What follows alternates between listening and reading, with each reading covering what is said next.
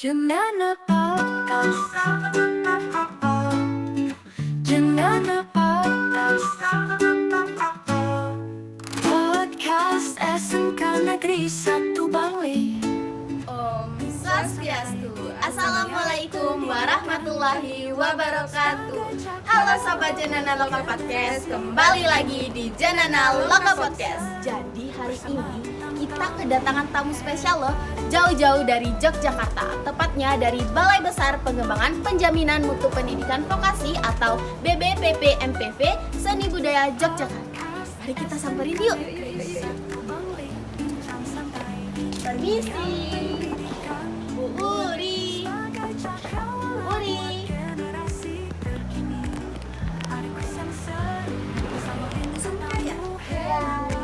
Sebagai cakrawala buat generasi terkini, ada kuis yang seru bersama bintang tamu hebat. Om Swastiastu. Assalamualaikum warahmatullahi wabarakatuh. Halo Sobat Janana Loka Podcast, kembali lagi di Janana Loka Podcast. Jadi saya Awi dan teman saya Yosi sebagai podcaster. Nah, jadi hari ini kita kedatangan tamu spesial loh, jauh-jauh dari Yogyakarta. Nah, tepatnya dari Balai Pengembangan Penjaminan Mutu Pendidikan Vokasi atau BBPP MPV Seni Budaya Yogyakarta. Nah, ini dia Ibu Wuri. Apa kabar Ibu Wuri? Alhamdulillah baik. Apa kabar Mbak Awi dan Mbak Yosi? Alhamdulillah baik juga. Ada kata pepatah, tak kenal maka tak sayang. Mari kita berkenalan dulu sama Ibu Wuri untuk menyapa sobat-sobat podcast Loka Janana. Oke, baik. Terima kasih. Hai Janana Loka Podcast. Om Swastiastu. Assalamualaikum warahmatullahi wabarakatuh. Nama saya Wuryaningsih. Saya Widya Iswara dari Balai Besar Pengembangan Penjaminan Mutu Pendidikan Vokasi yang ada di Yogyakarta. Ya, kami adalah unit pelayanan teknis yang berada di bawah Direktorat Jenderal Pendidikan Vokasi Kementerian Pendidikan, Kebudayaan, Riset, dan Teknologi. Begitu Mbak Awi dan Mbak Yosi. Ibu sepertinya sudah berkunjung nih ke sekolah-sekolah keliling Indonesia.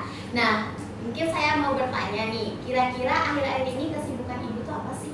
Ya, kesibukan saya sebagaimana apa yang menjadi tugas di balai yang di bawah sebagai UPT Kementerian Pendidikan ya, udah bapak. Mohon maaf ya, Iya, saya iya. terbiasa ketemu dengan ibu dan bapak guru. Jadi senang sekali sebenarnya ketemu sama Mbak Awi dan Mbak Yosi di Janana Loka Podcast gitu ya, sama sobat Loka Podcast juga. Jadi beberapa kegiatan yang akhir-akhir ini gitu ya, saya menjadi fasilitator pada kegiatan peningkatan kompetensi yang dilaksanakan di balai. Saya juga menjadi fasilitator untuk ya program-program yang menjadi kebijakan di kementerian, khususnya pada Direktorat Jenderal Pendidikan Vokasi, seperti misalnya tentang rapor pendidikan, lalu tentang pendamping implementasi pembelajaran sebagaimana kesempatan ini berkesempatan bertemu dengan warga sekolah gitu ya, dengan ibu bapak guru, dengan adik-adik semua ya, seperti juga Mbak Awi dan Mbak Yosi di SMK Negeri 1 Bangli sebagai penerima program SMK Pusat Keunggulan. Ya kira-kira itulah. Ya seperti itu.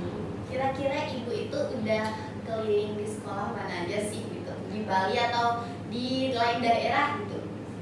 Kalau kami ya di Balai Besar Pengembangan Penjaminan Mutu Pendidikan Vokasi Seni Budaya itu kan memang memiliki jangkauan di seluruh Indonesia gitu. Jadi mungkin ya kalau di Sumatera saya sudah pernah, Sumatera sudah ya, Jawa ya banyak ya, jalan nggak bisa saya sebutkan, Sulawesi sudah pernah, Kalimantan sudah pernah, Papua sudah pernah, Nusa Tenggara Barat sudah pernah, Nusa Tenggara Timur sudah pernah ya, walaupun mungkin belum berkesempatan ke semua provinsi gitu ya. Alhamdulillah. Ngomong-ngomong nih Bu, saya juga dari Sumatera Utara Oke. ini. Jadi kayak sangat kaget gitu kayak, ternyata udah jauh nih ibunya main-main gitu. Nah, Sobat Loka Podcast nih, dengar-dengar kalau ibunya udah keliling ke seluruh Indonesia, kayak kita harus memberikan aplaus gitu sih. Ya, kita berikan aplaus kepada Bu Uli. Terima kasih. Jadi kita bisa mulai Ibu pembicaraannya. Kita mulai silakan dengan senang hati. Baik, kita mulai pertanyaan yang pertama ya Ibu, disimak dengan baik-baik.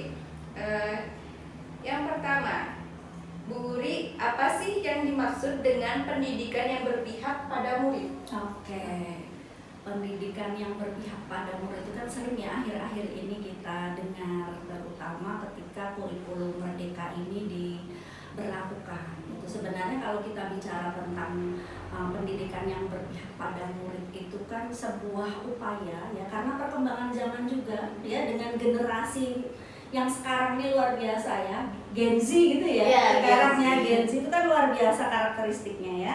Dan kita itu memiliki bapak pendidikan yang luar biasa. Jadi terkait dengan pendidikan yang berpihak pada murid menjadi sebuah upaya gitu ya, sebuah upaya untuk menuntun murid itu nanti sesuai dengan kodratnya gitu. Jadi bapak ibu guru itu menuntun laku tumbuhnya murid gitu, karena pada prinsipnya gitu, setiap anak itu unik dengan karakteristiknya masing-masing. Dilahirkan ke dunia itu dipercaya sudah memiliki garis-garis tapi masih samar-samar gitu. Jadi harapannya yaitu menuntun tumbuhnya laku agar murid-murid sebagai anak ya, terutama anak Indonesia ini dapat tumbuh berkembang sesuai dengan bakat minat dan kodrat alam dan kodrat zamannya, sesuai dengan filosofinya Bapak Pendidikan kita Ki Hajar Dewantara. Iya, seperti itu.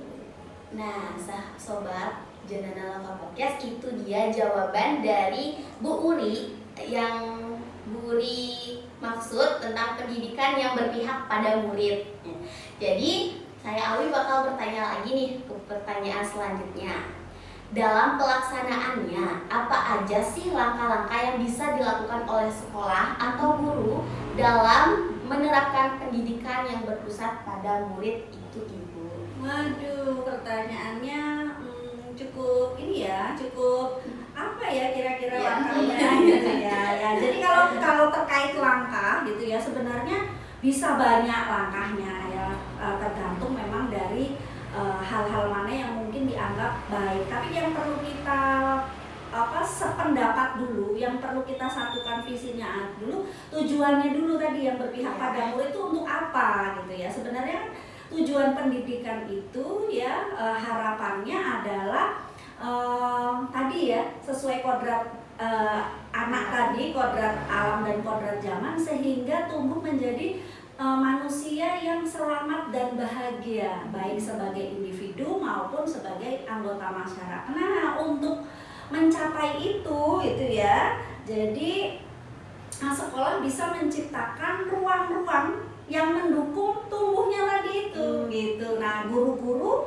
itu kalau sekolah, jadi hal-hal yang kira-kira menumbuhkan kalau benih gitu ya, kalau petani gitu ya, kita gimana menyediakan lahannya, lalu menyediakan pupuknya sehingga bisa merawat murid-murid yang luar biasa potensinya gini ya, menjadi tumbuh sebagaimana kodratnya ketika dilahirkan di dunia gitu. Dan guru dapat menjadi toladan, memberikan semangat dan juga memberikan dorongan bagi tercapainya cita-cita murid yang pastinya bermacam-macam gitu ya, Sobat Jendana Loka Podcast ya gitu.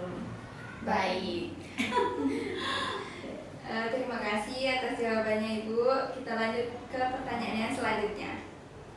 Bu Wuri, kita murid kan berbeda-beda dari segi bakat, minat, kemampuan. Nah, menurut Ibu, bagaimana sih cara guru-guru bisa mengenali dan mengakomodasi kebutuhan belajar yang berbeda-beda dari setiap murid? Oke, pertanyaan yang menarik ya. Bagaimana guru-guru mengenali ya? Mengenali artinya harus kenalan dulu gitu ya. Betul nggak? Kalau nggak kenalan gimana mau tahu? Nah, sekarang kalau guru-guru guru ketemu muridnya kenalan dulu nggak? Kenalan tuh artinya apa sih gitu ya? Kenalan itu kan artinya ada upaya ya, kalau kita bilang ke kurikulum merdeka ya, di setiap awal pertemuan gitu ya, ada upaya guru untuk melakukan asesmen awal gitu. Asesmen awal itu sebuah, nggak harus ujian ataupun istilahnya kuis ataupun soal-soal, tetapi bisa membuka ruang dialog untuk mengetahui di mana kesiapan belajarnya, di mana gaya belajarnya, gimana apa saja yang menjadi minatnya dari murid yang beragam itu, dan kemudian guru nanti punya strategi dengan murid saya seperti ini, kira-kira apa yang harus saya lakukan agar saya bisa mendekatkan pembelajaran saya. Meskipun guru nggak bisa 30 berbeda, perlakuan 30 berbeda kan jelas nggak mungkin, tetapi guru akan memiliki data yang cukup untuk menetapkan strategi agar semuanya bisa terpenuhi, seperti itu. Terima kasih Ibu atas jawabannya, itu kayak bener-bener mudah dimengerti banget dan memotivasi sobat-sobat Jenana Lokal Podcast ini. Nah, baik Ibu, sekarang kita beralih dari sisi teknologinya. Bagaimana sih menurut pandangan Bu Uli secara personal tentang peran teknologi dalam mendukung pendidikan yang berpihak pada murid? Oke. Peran apa tadi? Peran teknologi dalam mendukung pendidikan yang berpihak pada murid. Oke, jadi pemanfaatan teknologi nih ya, gimana sih gitu. Nah, murid-murid sekarang kan dilahirkan ketika teknologi itu sudah luar biasa ya. Kalau kita bicara tentang teori digital gitu ya, maka murid-murid saat ini ya, Gen Z ini ya, adalah penghuni asli digital gitu. Karena beda sama generasi saya. Saya lahir digitalnya belum lahir. Jadi saya ini imigran gitu. Jadi pendatang karena duluan saya dari. Nah, tapi kalau Mbak Awi dan Mbak Yosi ini namanya digital native gitu. Jadi penghuni asli digital. Otomatis apa? Kenapa, apa bedanya? Itu bedanya ya, kalau saya mau belajar teknologi sebagai imigran atau mungkin kalau belajar bahasa Inggris yang orang lahir di Inggris gitu, beda sama yang bukan orang Inggris kan gitu ya. Jadinya saya mungkin perlu belajar keras, tetapi kalau anak-anak sekarang dengan teknologi itu ya sama dengan dirinya, menjadi keseharian dirinya.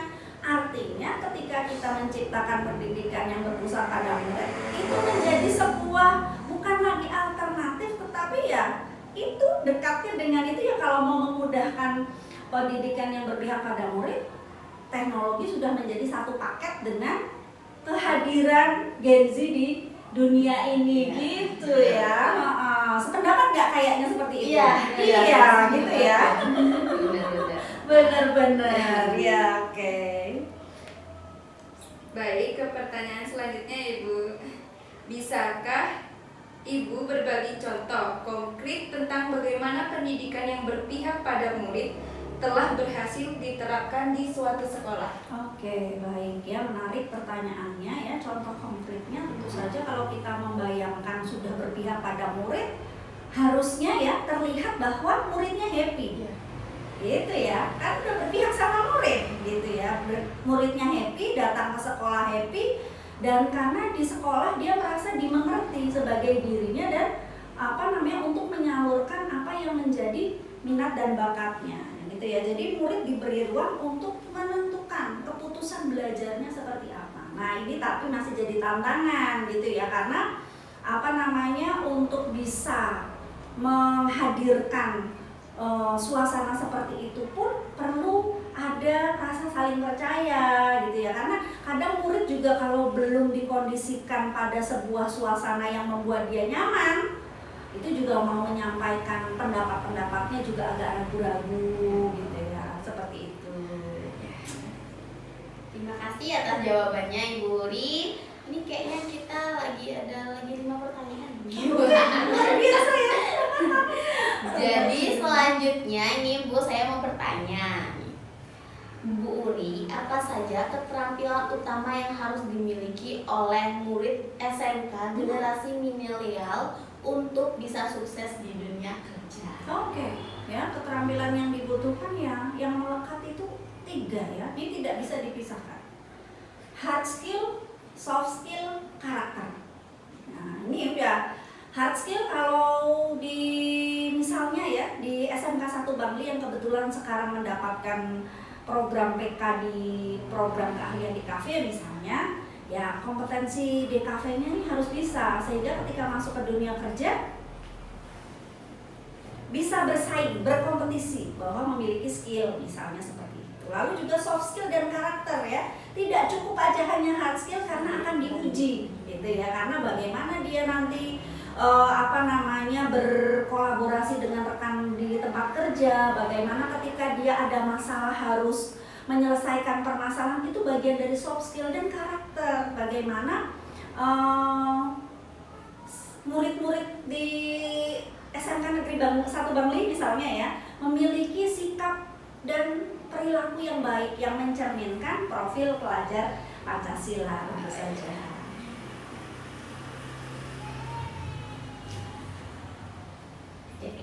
Baik, ke pertanyaan selanjutnya ya Ibu. Bagaimana cara murid SMK bisa memanfaatkan teknologi dan media sosial secara positif untuk mendukung karir mereka di masa depan? Oke, bagaimana bisa untuk mendukung karir di masa depan ya, memanfaatkan. Nah, sekarang itu juga banyak ya. Tadi ya kita sudah sempat bicara bahwa penggunaan teknologi itu nggak masalah. Media sosial juga sudah menjadi bagian dari kehidupan anak zaman now gitu ya. Tetapi masih perlu ditumbuhkan kesadaran dan tanggung jawab terhadap pemanfaatan itu ya gitu ya, betul nggak? Ya, iya. Nah itu juga tanggung jawab generasi sama-sama ya, nggak harus kita, karena yang paling paham itu yang memanfaatkan, tetapi memang kita bisa saling mengingatkan gitu ya terkait dengan bagaimana kita bertanggung jawab atas hal tersebut, kan bisa digunakan untuk hal-hal yang positif gitu, yang memberikan juga praktek-praktek baik, pengalaman baik, saling berbagi sehingga semuanya memiliki tanggung jawab dalam ruang pemanfaatan media sosial.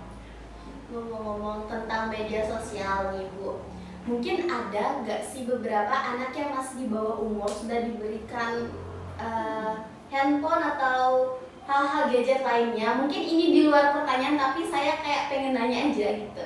Itu menurut Ibu gimana sih cara, apakah kita memang harus memberikannya atau kita membatasinya, atau memang kita nggak usah diberikan dulu gitu? Karena kan banyak ibu-ibu yang bilang gak apa-apa asalkan dia diem aja gitu, atau enggak ada juga beberapa ibu bilang kayak udah gak apa-apa biarin nanti jam segini udah selesai gitu. Biasanya kan banyak ibu-ibu yang kayak gitu. Menurut Ibu gimana sih pendapat Ibu yang harus dilakukan gitu? Oke, ini pendapat saya pribadi Ya. ya. Pendapat saya pribadi itu seperti tadi ya, ketika dia teknologi itu menjadi bagian dari diri generasi zaman sekarang, dipisahkan tuh memang agak sulit ya. Nah, tapi karena dia masih di bawah umur, kesadaran dan tanggung jawab itu kan juga masih diajarkan. Nah, sehingga nih memang penting ya kepada orang tua untuk benar-benar menerapkan pemantauan yang sangat intens gitu ya, sehingga kedewasaan pemanfaatan ini kan juga masih sangat terbatas gitu ya. Jadi bimbingan orang tua tentu saja. Tapi kalau ini pendapat saya pribadi, kalau mau dilarang pun sepertinya kok sulit ya, karena itu sudah melekat dengan generasi sekarang gitu ya. Seperti kita lihat mungkin kok anak balita gitu ya, kok diberi HP itu kok dengan mudah dia bisa scrolling gitu ya, karena memang digital native itu tadi gitu. Terima kasih atas pendapatnya Bu Uri. Jadi kita ke pertanyaan selanjutnya. Nah, jadi menurut Bu Uri nih secara personal, apa sih peran penting soft skill seperti komunikasi dan kerja sama tim dalam mencapai kesuksesan sebagai generasi milenial SMK? Oke, kalau seperti tadi udah kita singgung ya, menurut saya sangat-sangat penting. Kalau apa namanya, misalnya lulusan SMK mau mencari kerja gitu ya, mungkin yang di saat tes pertama yang akan diuji hard skill-nya. Ya, mau masuk kan yang diuji bisa apa gitu kan, bisa apa. Tapi kalau sudah masuk, yang akan membuat dia bertahan lama, dia disukai lingkungannya, dia diberi kepercayaan untuk mendapatkan tantangan yang lebih sampai karirnya naik, itu adalah soft skill dan karakter gitu ya. Jadi tadi yang saya bilang hard skill, soft skill, karakter itu melekat.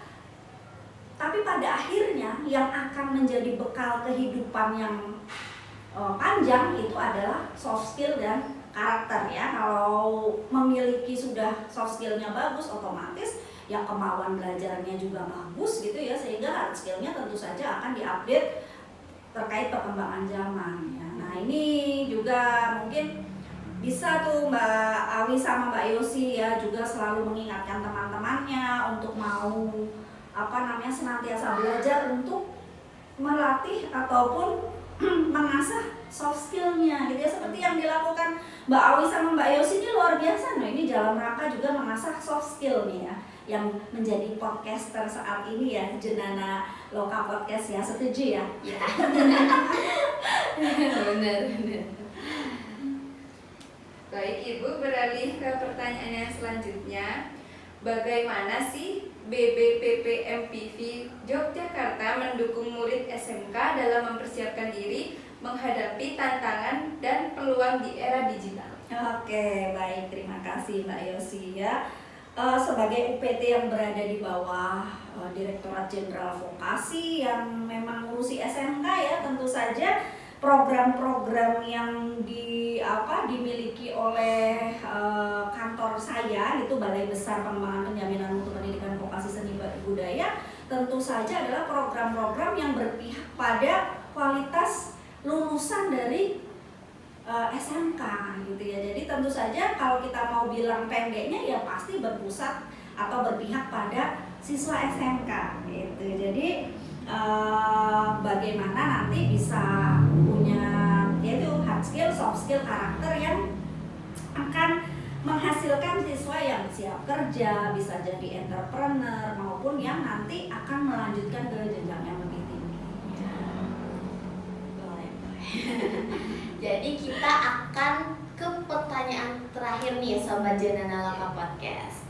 Nah, jadi pertanyaan terakhir nih Bu, sebagai salah satu pionir dalam pendidikan, nah, boleh dong berbagi tips cara untuk membuat para generasi milenial ini makin percaya diri, karena remaja-remaja seperti ini kita itu kayak biasanya kurang percaya diri gitu lah sih, kayak kalau menjelaskan kan kayak langsung dingin langsung tangannya, biasanya kan gitu. Boleh dong Bu biar memberi tips biar lebih percaya diri gitu. Oke, baik. Sebenarnya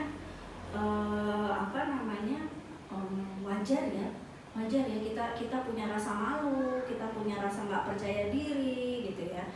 Itu hal yang kita miliki sebagai manusia gitu ya, nggak perlu denial juga, nggak perlu diingkari juga, ya nggak apa-apa gitu ya. Tapi yang utama ya kenali diri kita gitu ya. Kenali diri kita tuh gini, setiap kita yang dilahirkan ke dunia kan yang tadi kita udah bicara ya, dengan kodratnya masing-masing. Kita punya kekuatan, kita juga punya kelemahan ya. Semua orang itu punya karakteristiknya sendiri-sendiri. Nah, tapi apakah kita sudah mengenali karakter kita masing-masing? Nah, itu yang belum semuanya dari kita ya. Nah, setelah kita mengenali seperti apa diri kita ya, lalu kita juga sudah kenal kekuatannya, sudah kenal kelemahannya. Nah, di ruang-ruang yang kita sadari kelemahan ini, kita punya semangat untuk belajar. Nah, itu yang penting itu gitu, dan nggak malu gitu ya. Nggak malu itu akhirnya ya kenali dirinya sendiri ya. Kalaupun saat ini saya kok rasanya berbicara kok nggak lancar, artinya ya nggak apa-apa. Siapa sih yang nggak boleh buat salah gitu ya? Karena kita manusia, semua kita berhak buat salah. Justru semakin sering kita buat salah dan semakin kita belajar dari kesalahan kita, dia yang menjadi anak yang hebat, karena dia akan selalu merefleksikan apa yang sudah saya lakukan, sebaiknya besok saya seperti apa. Tapi utamanya semangat nih ya, semangat, kesadaran bahwa belajar itu penting bagi dirinya dan kehidupannya, itu yang utama. Ya, oke. Nah, Jenana Loka Podcast itu dia pendapat atau tips dari Bu Uri. Jadi, Jenana Loka Podcast tonton sampai habis. Jangan di skip-skip, nanti biar kalian bisa termotivasi dari Bu Uri. Akhirnya kita di ujung pertanyaannya. Nah, terima kasih Bu Uri sudah menjawab pertanyaan kita. Nah, jadi kita ini ada mau main game sedikit Ibu. Nah, jadi ini tuh ada yang namanya jawab cepat. Jadi pertanyaannya santai Bu, tapi harus dijawab cepat sama konsentrasi. Jadi pertanyaannya SMK atau SMA? SMK. Pekerjaan atau keluarga? Keluarga. Bali atau Jawa? Bali. I love Bali. Yeay. Jogja atau Jakarta? Jogja.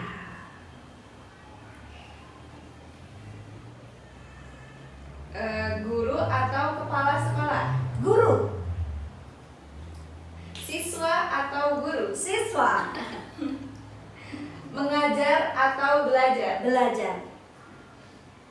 Jalan-jalan ke luar negeri gratis tapi sendiri atau liburan di Indonesia bayar tapi dengan keluarga?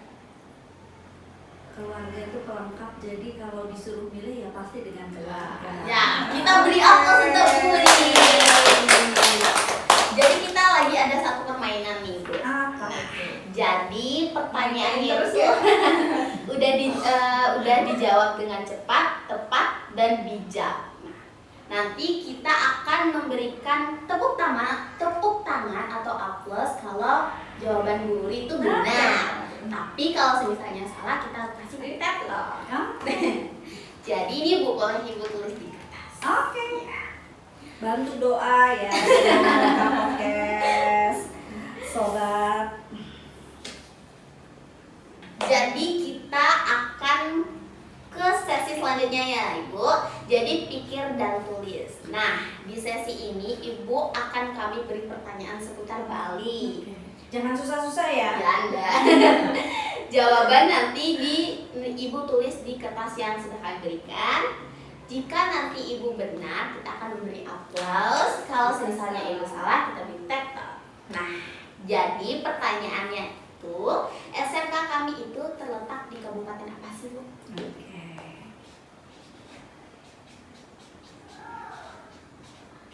Boleh ditunjukin. Gimana nih Kak Yosi? Benar. Benar, berikan aplaus kepada Bu Uri. Nah, pertanyaan selanjutnya, Ibu kota Provinsi Bali.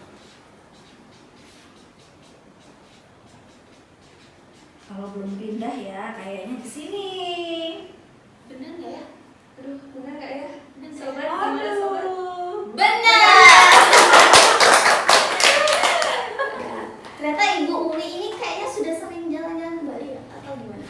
Tahun lalu saya 7 kali ke Bali. Wah, kita harus berikan aplaus nih. Harusan I love Bali. Iya, I Ya, love Bali. Bali. Sampai ini saya punya gelang Bali loh. Baik Ibu, pertanyaan selanjutnya. Sebutkan 2 objek wisata di Bali. Oke.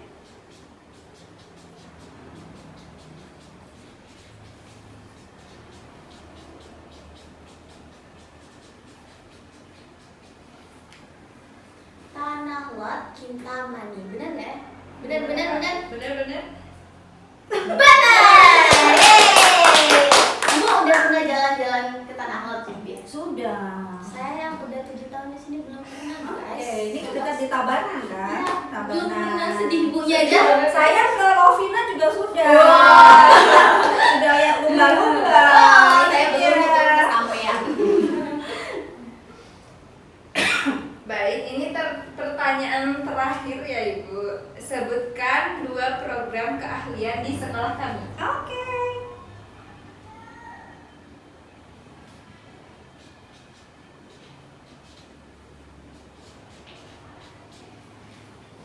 TK DKJ dan DKV. Betul banget. Ternyata di semua sesi gamenya ini Bu Uri bener-bener kayak bener semua jawabannya, kayak Bu Uri kayaknya udah kenal banget sama Bali gitu. Kayak udah kenal banget dengan SMK nih. Mungkin itu aja kegiatan di podcast hari ini. Jika misalnya Bu Uri atau Awi dan Yosi punya salah, mohon dimaafkan ya. Jadi sekian dan terima kasih. Santi. Bu Uri boleh sapa sobat Jenana Loka. Sobat Jenana Loka Podcast, jangan lupa senantiasa tunggu podcast-podcast selanjutnya dari Jenana Loka Podcast. Hebat dan maju terus untuk SMK Negeri 1 Bangli. Terima kasih Bu Uri.